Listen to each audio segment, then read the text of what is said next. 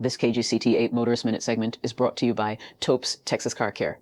They are located at 1421 East Broadway in Pearland. They can be reached at 281-992-6252, and you can find out more about Tope's Texas Car Care by going to topesauto.com. KGCT 8 went to Tope's Auto Repair and talked to Joe Tope, a certified technician, about what a vehicle owner should do if they are experiencing air conditioning problems.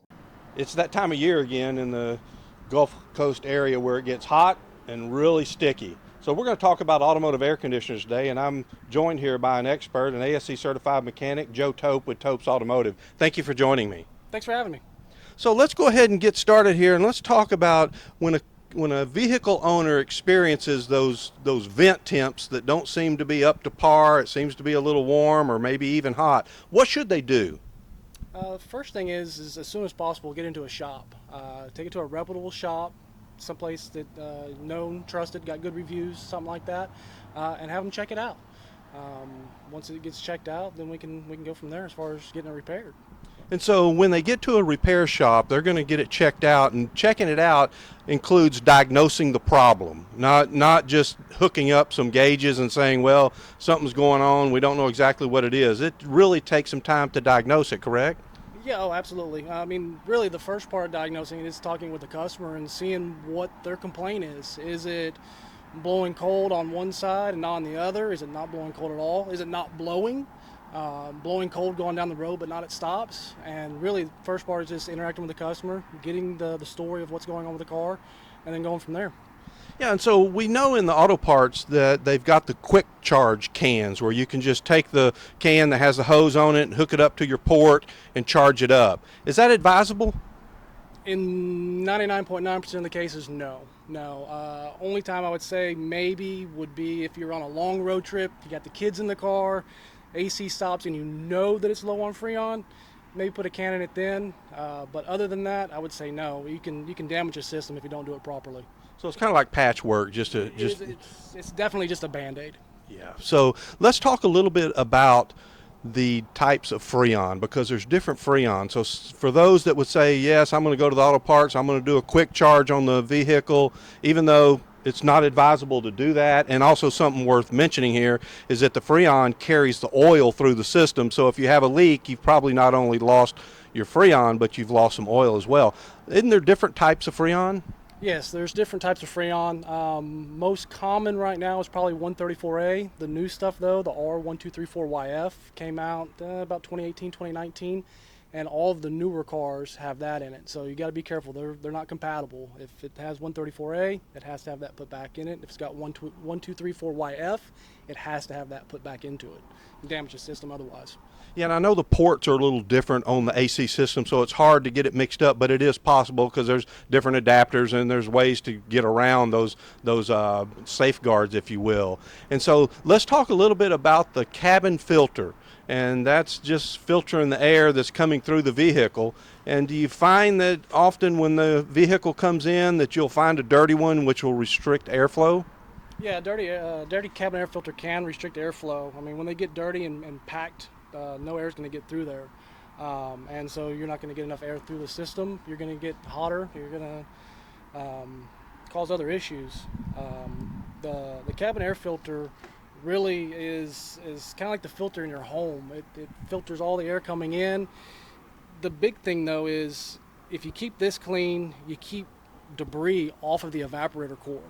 The evaporator core is cold, it's got moisture on it from the condensation, and if this debris, these leaves, all this trash gets on there, it's going to cause that evaporator core to stay moist longer than it should, and it causes corrosion and causes those evaporator cores to leak. So a $20, $30, $40 filter can save you thousands in the end with not having to replace evaporator cores. Yeah, sometimes you'll get that musty odor coming out of the vent, and that's because you perhaps got some mold and you got to get that service to get that out of the evaporator case, correct? Yes, sir. Yeah, this stuff gets in there, you start getting mold, algae growth, that kind of stuff. And you can do services to go in there and kill that stuff and clean that stuff off. But if you just change the filter, a lot of times you won't have to do that. Just change the filter. And how often should you change that filter? I think most people are advising 10 to 15,000 miles. Pretty much every time we do an oil change on a customer's car, we're going to check it for them. And if it looks dirty like this one and not clean like a brand new one, we're going to show the customer or advise them to replace it. And so when a customer gets to a repair shop, what should they anticipate in the way of diagnosing the vehicle, getting an estimate? What are some of the steps the shop's going to take to communicate with that customer during that process? So at my shop, we're going to do the consultation with the customer, find out what's going on. Based off that depends on what we're going to start checking. We'll say one that's not cooling though, we're going to put our machine on it, check pressures, check freon levels. If it's low on freon, we're going to check for leaks. And then whatever we find, we are going to take pictures or take videos for our customer and send that to them so they can see exactly what we're seeing.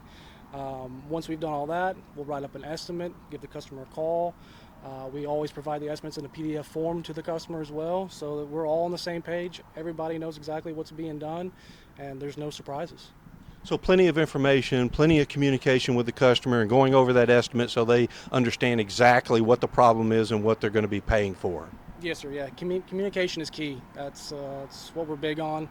We want everybody to know exactly what everybody's doing, and yeah, there's no surprises at that point. There's no problems, and yeah, the customer's happy, we're happy, and everybody's got cold AC. Yeah. And so back to that quick charge can. So you pointed to your machine over here. So that's, of course, very much different than just a little small can with a hose on it.